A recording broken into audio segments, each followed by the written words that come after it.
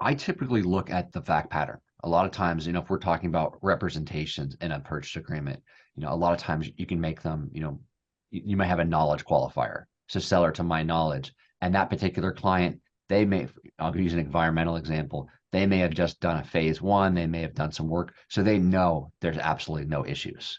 Now, would I prefer to make no representation and have the seller do that? Sure, but if I'm the buyer, I'm coming in and that's something I want. So I may use qualifiers like that where I know I'm not really giving anything up, but I'm meeting the other side halfway. And if I'm able to kind of use that mindset where it may not be exactly perfect to my client, but it's not perfect for the buyer, if we meet in the middle, then we get the deal done. You found the Real Estate Law Podcast because real estate is more than just pretty pictures, and law goes well beyond the paperwork and courtroom arguments. If you're a real estate professional or looking to build real estate expertise, then welcome to the conversation and discover more at realestatelawpodcast.com. Welcome to another episode of the Real Estate Law Podcast. Thanks again for listening to us. Jason Muth here with attorney broker Rory Gill from Next Home Titletown Real Estate and Urban Village Legal in Boston. Rory, we are stacking the deck with another real estate attorney for this episode, so I am way outnumbered. Yeah, and I'm looking forward to this conversation. It's a chance for me to compare notes with somebody on the opposite corner of the country about how the practice of real estate law really looks, what it looks like for clients, and walk you through the process. So Jason, do you want to introduce our guest? Yep. Today we're going to be talking about negotiating real estate deals and getting the terms you want without resorting to bullying or being a jerk, and how to protect yourself when you're buying real estate so you're getting good terms, and what happens if you're partnering up with somebody and they disappear afterward. We have a lot of great ways that you're going to learn how to protect your assets and get good deals going into real estate deals. We'd like to welcome our guest. It is attorney Jeff Love from Los Angeles. Jeff, welcome. Thanks, guys, for having me. So Rory and I have a friend, a good friend of ours who's a Dr. Love, and now we have a friend who is attorney Love. Works out very well. Yeah. So Jeff, tell us a little bit about how's business these days? We've been busy. I don't think it's slowed down the last 3 years. It's just been one type of deal after another since we help clients with leasing and purchases, syndications, different components of real estate transactions. If, when leasing slowed down during COVID, we were still getting a lot of investors looking for deals. Now leasing's picking up a little bit. So It may shift a little bit, but it's been a constant stream of clients doing deals. Yeah, things have not slowed down across the country, just when everyone's predicting it. So it keeps everybody busy. You're a partner with your firm. Have you been there since law school, since you graduated? A couple years out, right after law school. It was in 2008, 2009, so a little bit of a downturn. So I actually started my career with a real estate investment company, owning about 20 million square feet of industrial and retail throughout the country. And then realized I like that, but I want to work with different clients at different stages of their projects, different types of real estate. So I came over to my firm in 2013 and have been here ever since. Right. Are you a native Californian? I am. All right. Hey, Rory, you probably have a list of questions as another real estate attorney, so I'll let you kick it off.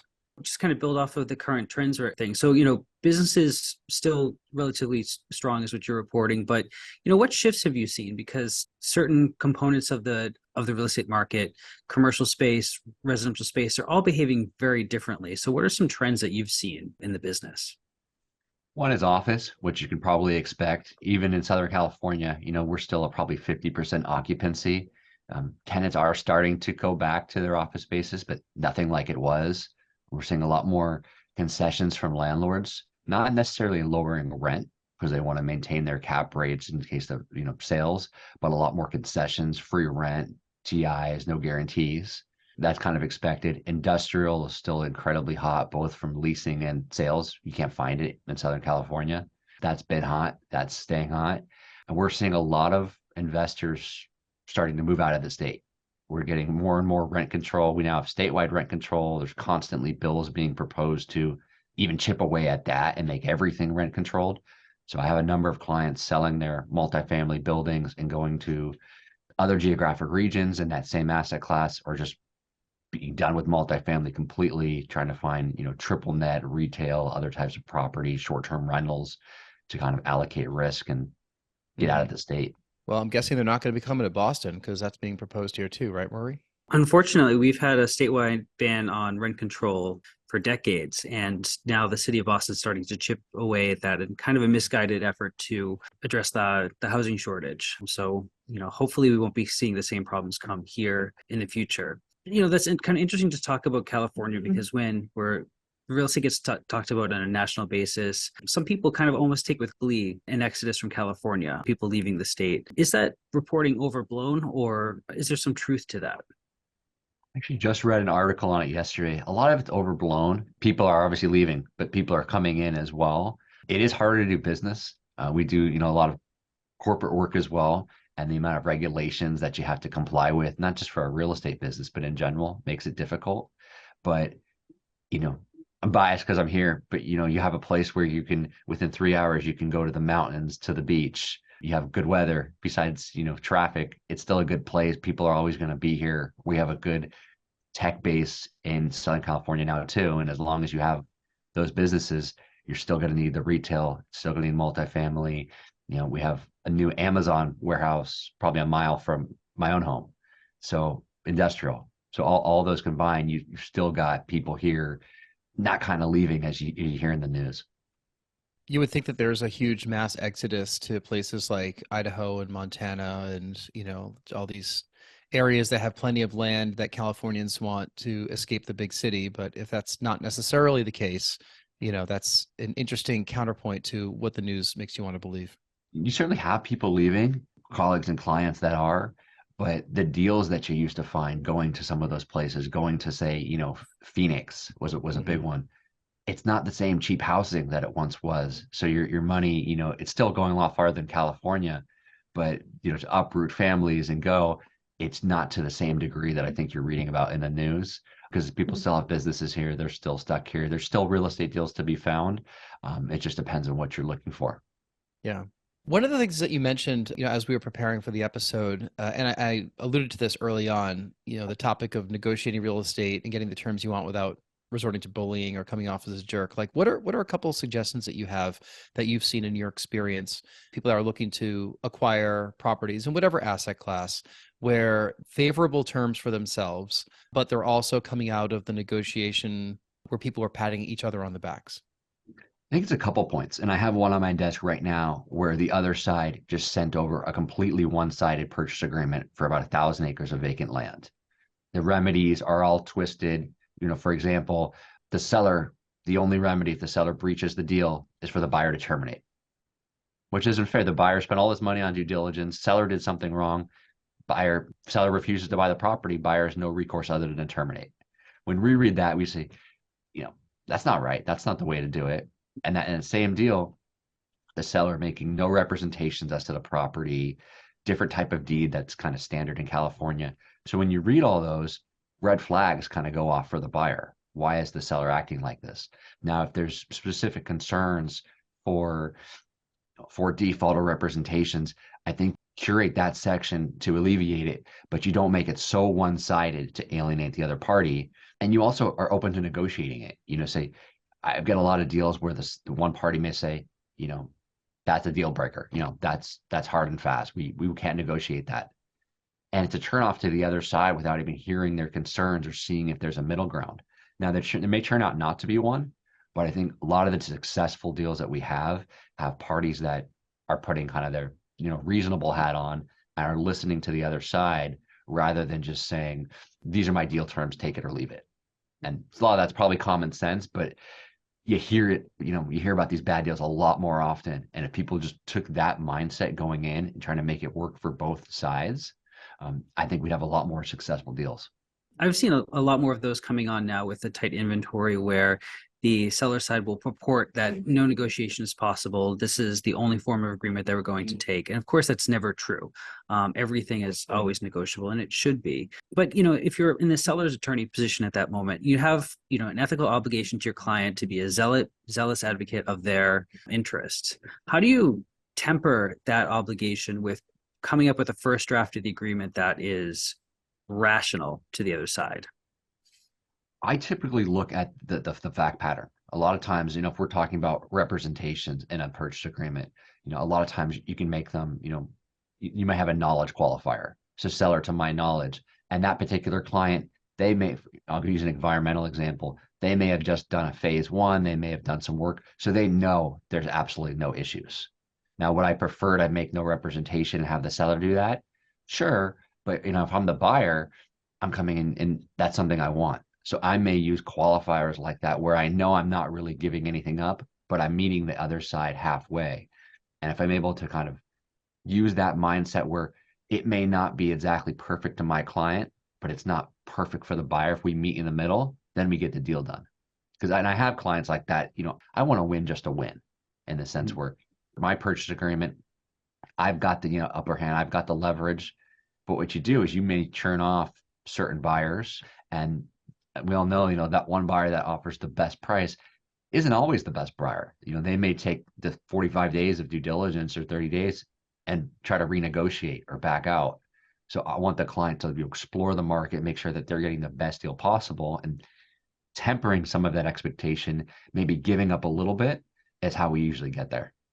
So when you're working with buyers, what are some things that you recommend as to ways they can protect themselves if they're doing like a commercial deal, whether it's, a small multifamily or a large commercial property? The two things I always want them to look at, and then a third silly one, is the representations and the limitation of liability.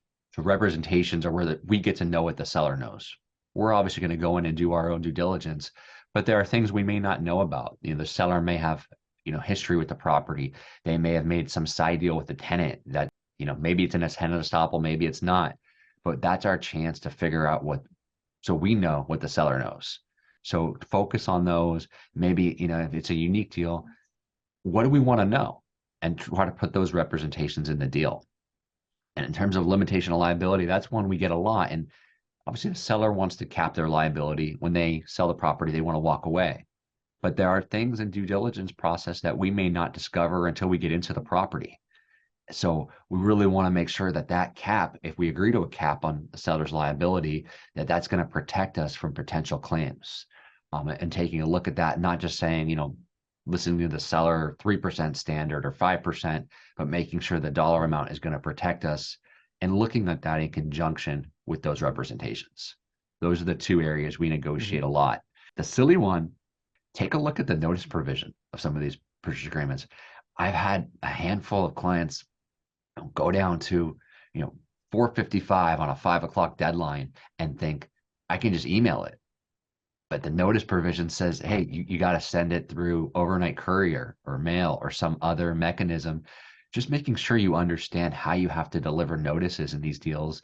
And 9 times out of 10, it's easy, it's no issue. But that one time, you never want to get caught up on an issue like that where you potentially waive your contingencies because you can't get notice out in time because you never looked at that provision. That hey, it's all standard, it's all the same. Particularly in the residential space, we are used to having these common forms, at least here, and I presume it's a similar thing in California, where a lot of the forms are customary. Even a lot of the edits are very pro forma and customary across the transactions. But when you're taking a look at it, how important is it for your clients to really customize it to the particular deal? You're talking about the notice provision there, where if you just kind of adopt language that was given to you, you might actually end up with a real substantive issue. What are some of the other provisions that people should commonly look over and alter from the standard language? Good question and good point. For California, at least, our residential transactions, kind of the 1 to 4 unit properties, are pretty standardized. The California Association of Realtors, that form is used 99 out of 100 times, probably, with residential transactions. But once you get above that, or you start dealing with commercial deals, all bets are off. You could have an 80-page custom agreement from a seller, or you could have some type of standardized broker form. But the ones that you want to look at, even in the standard forms, is still looking at the notice provision. It may be standard, but if you don't understand that provision, if your attorney or broker didn't go over it with you and you blow deadlines, it doesn't matter if it was a standard provision or not because you never read it. But with the standard forms, there's a lot of checking the boxes, and a lot of brokers, may gloss over it too quickly and things get missed, things don't get checked. So when you're looking at standard forms, I'd say really look at the sections that are customizable and you can check the boxes and make sure that, residential deals, is there any personal property that was supposed to be included? Are there appliances for this duplex that you're buying, and they didn't check the washer and dryer?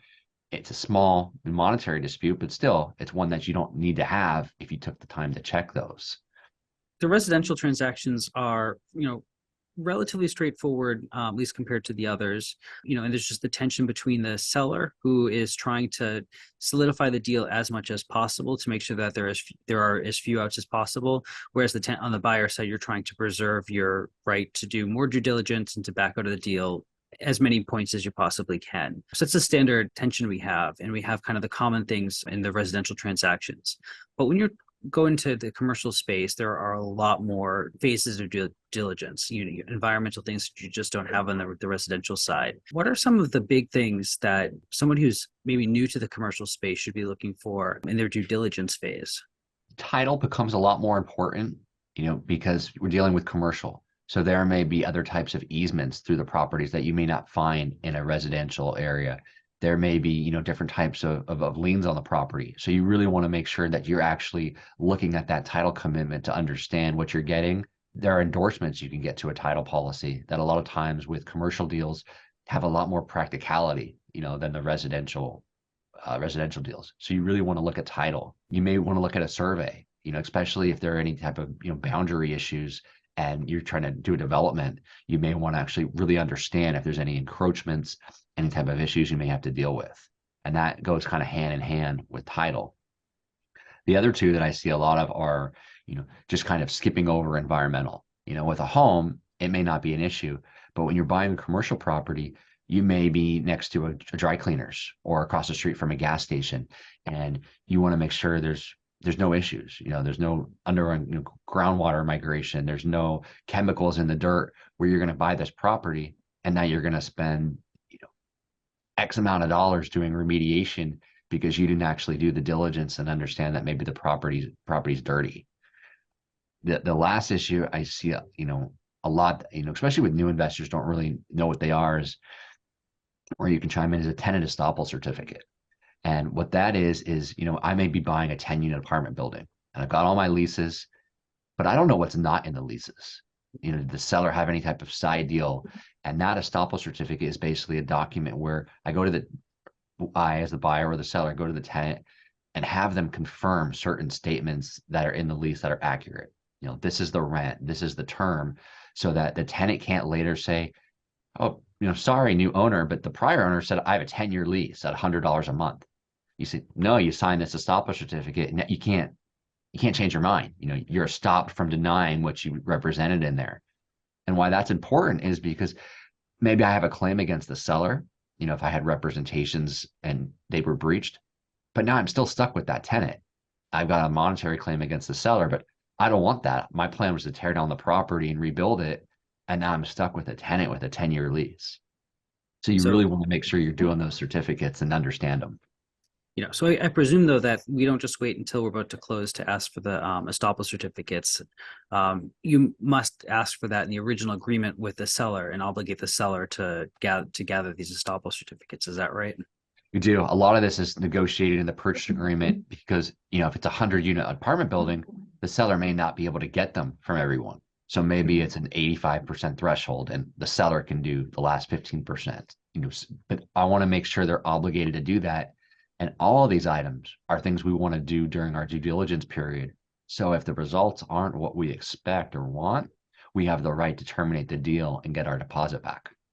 Shift a little bit over to partnerships and joint ventures, so not necessarily what's in the contract of what you're buying, but the contract between the people that are putting the money together or building the business or the LLC or, limited partnerships. What are some things that you'd recommend people look for if they're entering into any of these types of partnerships and putting money up? Especially if it's one, 2, 3 partners, a smaller deal. We have our management company, we're putting together the deal.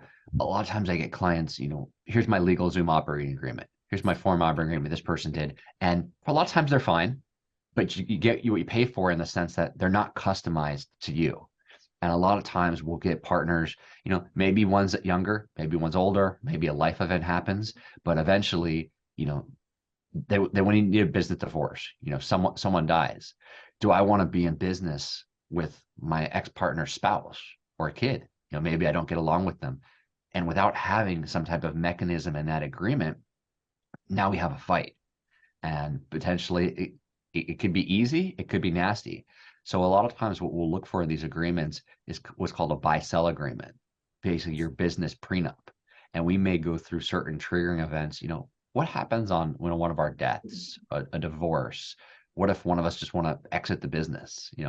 I'm 65. I want to retire. My partner's 30. They're not ready for that yet.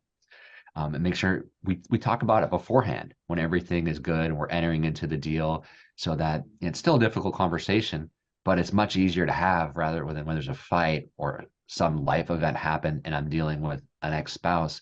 So that way it doesn't disrupt my business. And we've figured out how we're going to resolve these situations early on in the partnership.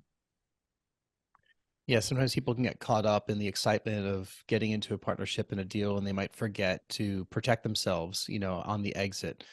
So it's always good to take a step back and pause and plan for situations that are just off our radar, right? If you're 20, 30, 40-year-old, even 50, 60, you're not planning to die, right? But, if something like that were to happen, what happens to your business? What happens to your partnership? It's all about asset protection. Before we get to some of our final questions, I had to ask about these 5 W's of real estate asset protection. What are they? When I get new clients or new investors, it's really, back in elementary school, who, what, when, where, why. So Yeah. the questions I get, do I need an LLC? Who? And we talk about, when is it practical to form one? You may not always need one, but you get the asset protection from it. What type of entity am I using? The limited partnership, LLC. When am I creating it? Should I do it before I sign an LOI, before the purchase agreement, before I close? And where? I get that question a lot. I'm in California. Do I form it here? Do I form it in Nevada, Wyoming, Delaware?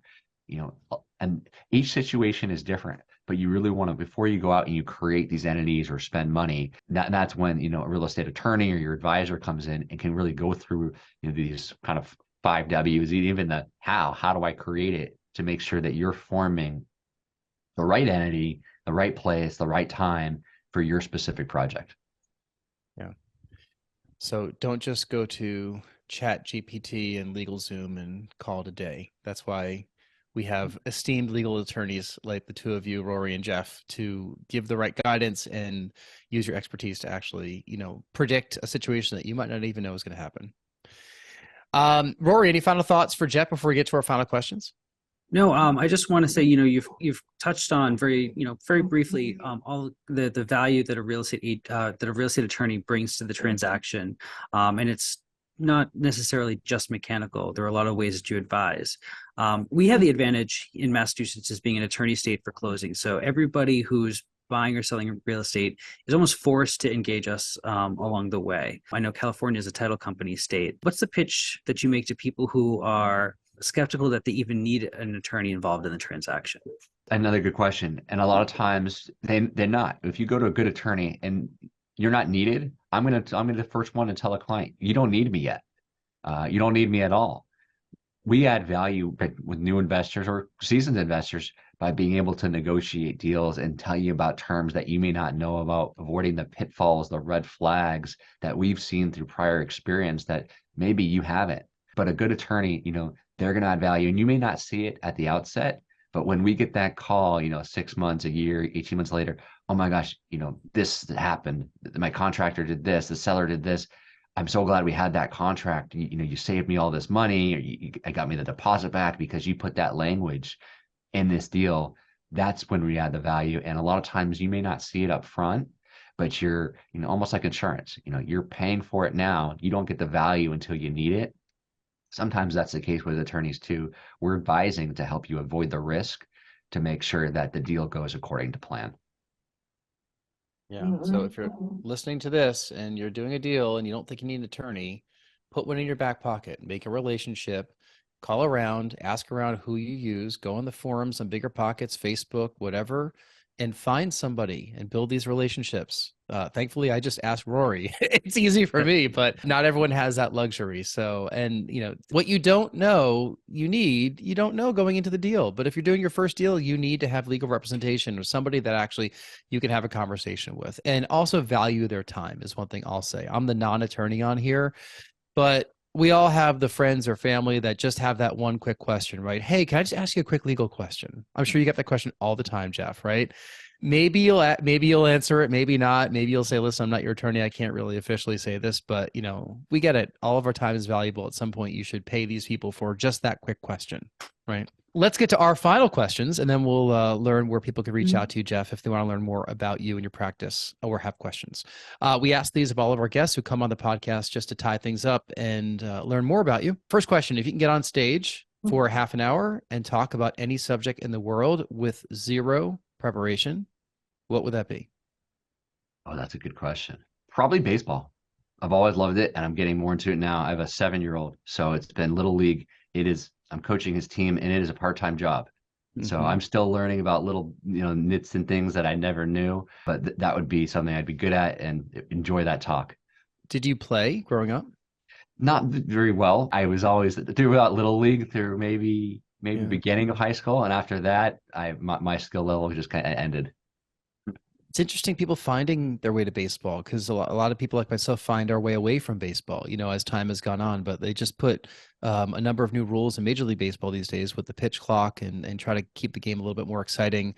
Once you're a coach for a 7-year-old, you see it a whole different way. I mean, like part of that part-time job is probably organizing the parents and corralling all the kids and teaching some of those mechanics on the field because 7 is that age that they actually start learning the strategy, instead of just going up to T-ball and smacking the ball and then having 7 kids run at the ball, which is what T-ball basically is.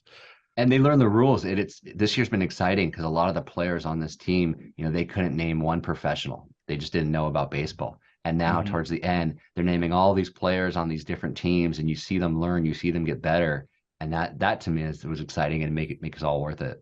Yeah. I mean, I was a huge baseball fan through the 80s and into half the 90s also. I grew up outside New York, so I was a big New York Yankees fan, despite the fact that I live in Boston. Rory's a big Red Sox fan.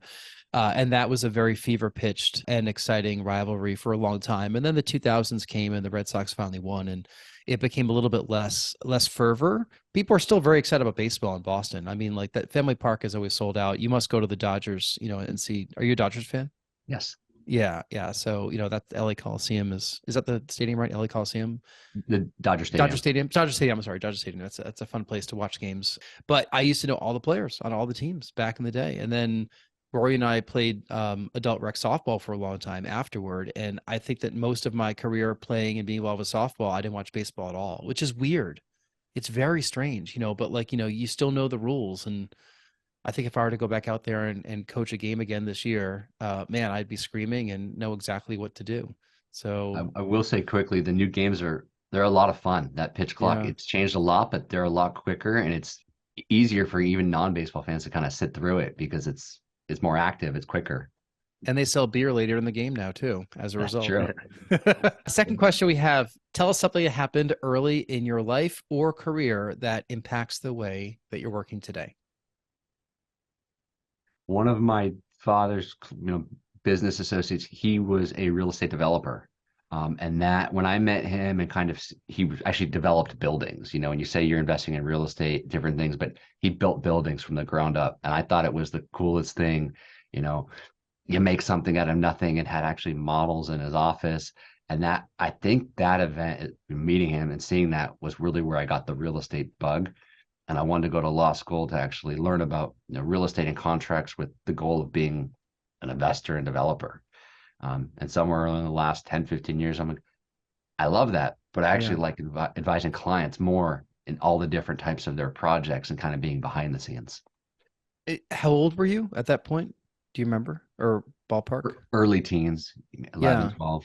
The path that you're on right now, is this the path that you envisioned like in high school? With that modification, I think I always wanted to be in real estate.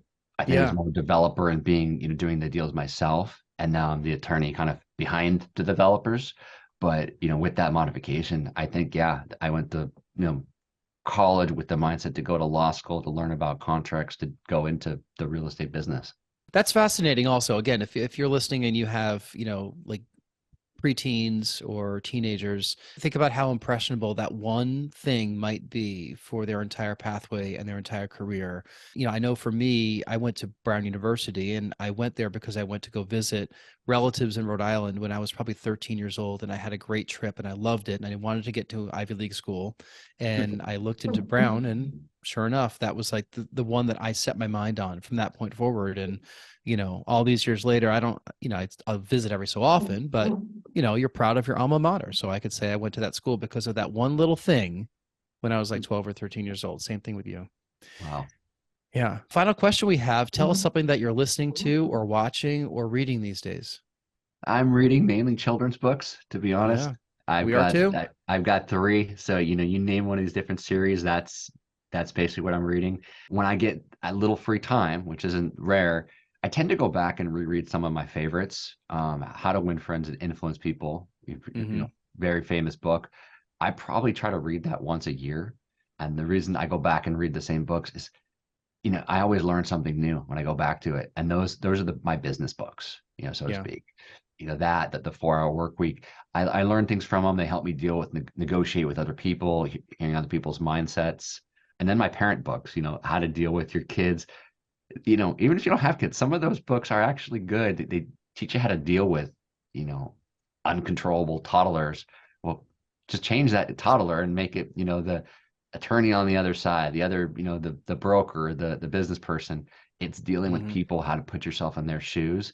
And I think it makes you a better negotiator, better deal maker. My father just sent me Andy Cohen's new book, which he just wrote. He's got, I guess, 2 kids now. And I haven't seen him on the talk show circuit because we watch a lot of kids programming these days, as I'm sure you do. But I guess Andy has been talking about saying it's like negotiating with a terrorist over and over. And I'm like, it kind of is. We have a 4-year-old, and she is in that stage. That stage. I don't know if you have a 4-year-old or not, but you've certainly had them. I do. Yeah. She's in that stage where she's empowered to just, test you and push the buttons and see the limits. It is. You have a favorite kids book that's the most tolerable? I can't remember the name of it, but there's this silly new pigeon book, kind of all the rage. I think we've read it probably 30 times. I don't know that I'd say it's tolerable, but they tend to really like it, and they are less of a terrorist when we read it, and they're happy, quiet. So I check out this. Like I said, I'm blanking on the name, but there's this book about pigeons. Is that the guy that does "Don't Let the Pigeon Drive the Bus"? Yes. Yeah. Rory, isn't he from Boston or up here? I don't know. I wasn't ready for that surprise question.